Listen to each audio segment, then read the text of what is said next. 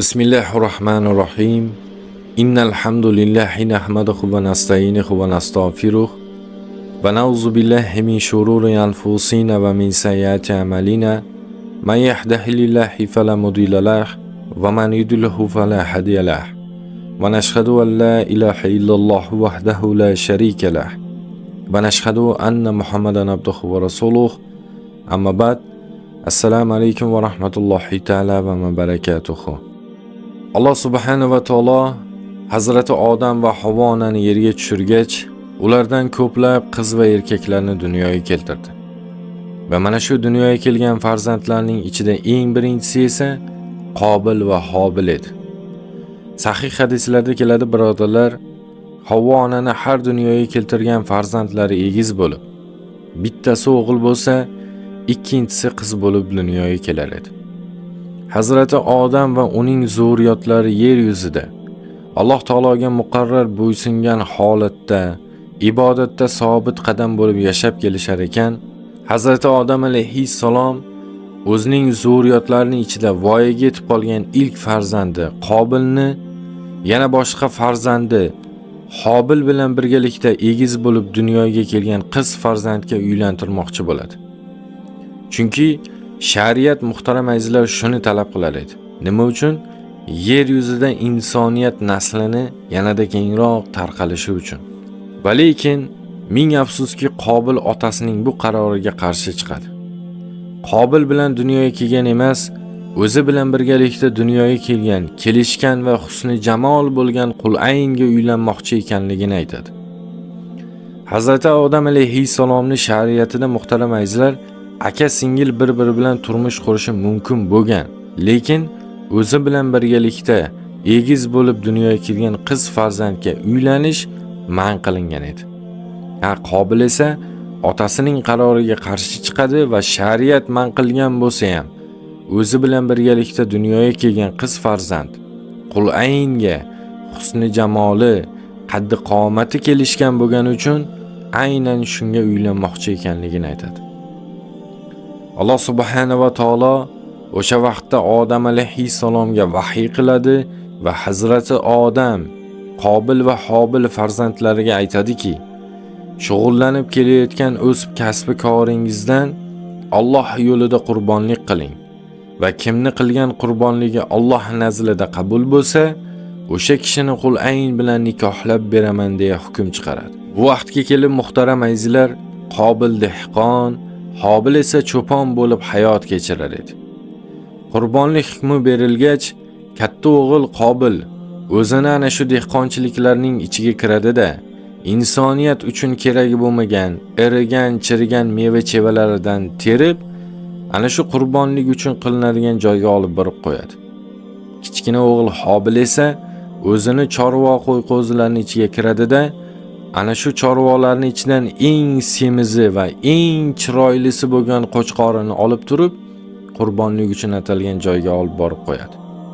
Va ertasi kuni Odam va uning ikki farzandi atalgan qurbonlik natijasini bilish uchun borib qarashganda, katta o'g'il Qobilni qurbonlik uchun atagan ana shu erib, chirib qolgan meva-chevalari turib, kichkina o'g'il Hobilni qurbonlik uchun atagan qo'chqorini Alloh taolo qabul qilganligini ko'rishadi. Buni ko'rgan Hobil esa ming afsuski o'zining ukasiga nisbatan hasad va g'azab otiga minadi. Alloh subhanahu va taolo, birodarlar, jannatdan Odam va Iblisni yer yuziga tushirar ekan, bu ikkalasini bir-biriga dushman qilib tushirgan edi. Va lekin Iblis mana shu voqeadan keyin Qobilni o'z ukasiga bo'lgan hasad va g'azabidan foydalangan holatda Qobilning yoniga sekin kelib turib aytadiki, bilasanmi nega Alloh seni emas, ukang Hobilni qurbonligini qabul qildi? Chunki seni otang Odam shuni xohlagan edi.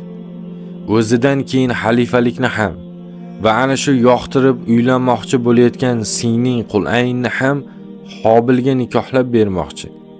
Mana shuning uchun Alloh Hobilni qurbonligini qabul qildi deydi. Buni eshitgan Qobil ming afsuski Iblisning nayranglariga laqqa tushib, ukasi va otasiga bo'lgan g'azabini yanada ortganidan o'z ukasining qotiliga aylanadi. Va mana shu tariqa ming afsuski birodarlar, yer yuzida ilk marotaba qotillik yuz berib, inson bolasining qoni to'kiladi. Abu Zar G'ifforiydan kelgan hadisda Nabiy sallallohu alayhi va sallam marhamat qilib aytadilar-ki, yer yuzida yashab kelayotgan insonlar orasida o'sha kundan boshlab to qiyomatgacha yashab o'tadigan odamlar orasida agarda kimda kim bir-birini joniga qasd qiladigan bo'lsa, o'sha qilingan jinoyat gunohidan albatta bir ulushi Qobilga borib turadi deydi. Qobil birodarlar, mana shu bajargan jinoyati yetmaganidek, shariat man qilib qo'ygan bo'lsa ham, o'zini singlisi husni jamol bo'lgan Qul'aynni olib, odam va uning qolgan zurriyotlari o'zlari yashab turgan tog'yon bag'ridan sohilga qarata qochib ketadi. Va ana shu kundan boshlab insoniyat mana birodarlar ikkiga bo'linadi. Qobil mana shu qotillikni bajargan vaqtida azizlar 20 yoshga to'lgan edi. Akasining bajargan jinoyatiga qurbon ketgan Hobildan keyin esa Alloh subhanahu va taolo Hazrati Odam alayhissalomga shiz hibatullohni ato etadi. Hibatulloh bu Allohning ne'mati. Hobilni oldim, o'rniga shisni ato etdim degan ma'noni anglatadi azizlar. Shis alayhissalomni muhtaram birodarlar, ismlari Qur'oni Karimda zikr qilinmagan. Va lekin Abu Zar G'ifforiydan kelgan hadisda kunlarni birida men janob Rasulullohdan payg'ambarlarga nechta kitob tushirilgan deya so'radim. Shunda Rasululloh aytdilarki, payg'ambarlarga 104 ta kitob nozil qilingan. Alloh subhanahu va taolo Odam alayhissalom davrida 100 ta sahifali kitob nozil qildi. Shundan 50 tasi shisga nozil bo'ldi. Bugungi kundagi insonlarning nasl nasabi shisga borib taqaladi. Odam alayhissalomning barcha farzandlaridan tarqalgan insonlar esa inqirozga uchrab, bitta ham qolmasdan yo'qolib ketganlar. Hozirgi insonlar esa shisning avlodlaridir deya marhamat qilinadi. Muhtaram birodarlar, insoniyatning ilk otasi Odam alayhissalom bo'lsa, nasl tarqalishi shis payg'ambarga borib taqaladi.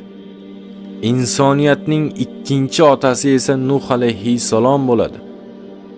Muborak Qur'onda Shis alayhissalomni ismi zikr qilinmagan bo'lsa-da, yuqorida aytib o'tganimizdek, sahih hadislarga ko'ra Abu Zar G'ifforiydan qilingan rivoyatda Shis alayhissalomni o'zining qavmi uchun yuborilgan nabiy ekanligi hujjat bo'ladi.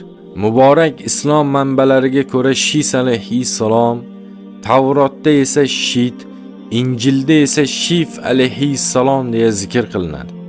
Ya'ni Hibatulloh, Shis, Shif va Shit alayhissalom nomlari bilan mashhur payg'ambar hisoblanadi. Shis payg'ambar dunyoga kelgan vaqtida Odam alayhissalom 130 yoshga to'lgan edi.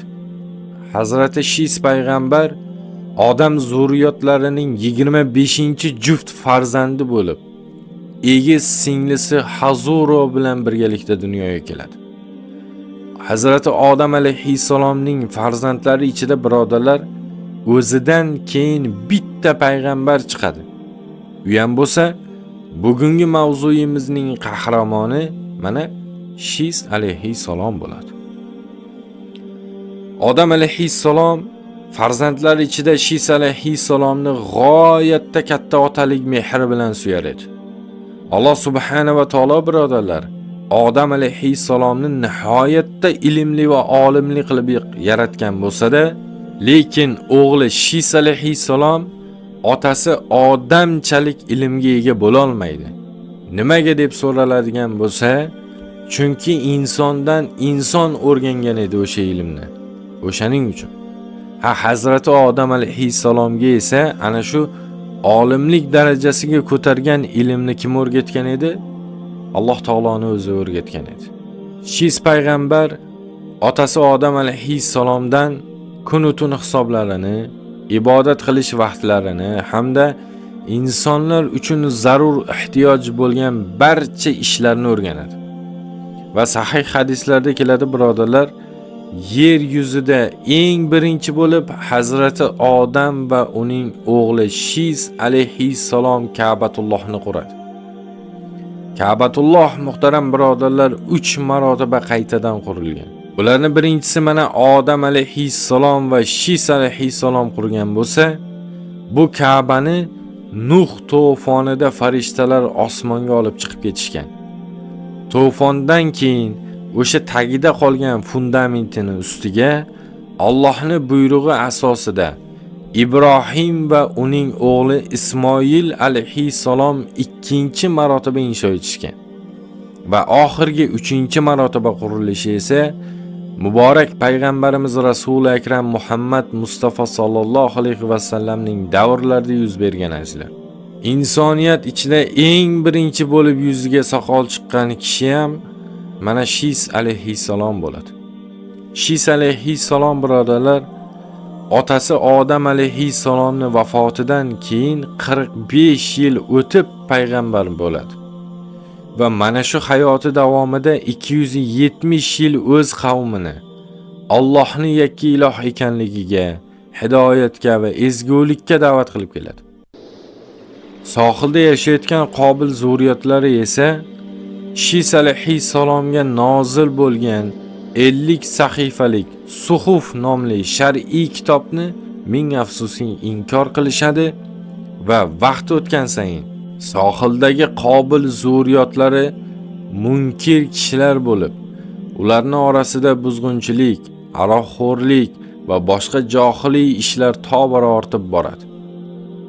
Shis alayhissalom birodarlar otasining vasiyatiga ko'ra tog'dagi o'z qavmini Qobil zurriyotlariga aralashib ketmasligini oldini olib turgan bo'lsa ham 912 yil hayotlik davridan keyin o'lim to'shagida yotar ekan, xuddi otasi Odam alayhissalomdek u ham o'z farzandlari ichida Anushga qavmini har doim hidoyatga chaqirishini hamda sohildagi Qobil zurriyotlari bilan qo'shilib ketmasligini vasiyat qiladi.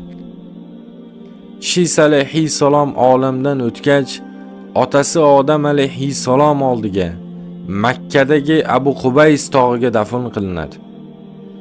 Anush birodarlar otasi Shis alayhissalomning vasiyatiga ko'ra insonlarni boshqarishni o'z zimmasiga oladi. Lekin payg'ambar bo'lmagani uchun, chunki payg'ambar emas edi u kishi. Payg'ambar bo'lmagani uchun faqatgina siyosiy boshqaruvni olib boradi. Va yer yuzidagi eng birinchi bo'lib boshiga toj kiyib podshoh bo'lgan inson mana shu Anush ibn Shis hisoblanadi azizlar. Hazrati Shis alayhissalomning davrida birodarlar, ba'zi bir tog'li kishilar sohildagi Qobil zurriyotlari ichiga qo'shilib, yer yuzida ilk barotama zino yuz bergan edi. Lekin Shis alayhissalom payg'ambar bo'lgani uchun qolgan qavmini bu ishdan to'sib qolgan edi. Endi Anush ibn Shisning zamonida esa bulardan Qobil zurriyotlari ichiga aralashib ketganlar soni yanada ko'payadi. Tavrotda berilgan ma'lumotlarga ko'ra Anush ibn Shis 905 yil umr ko'radi.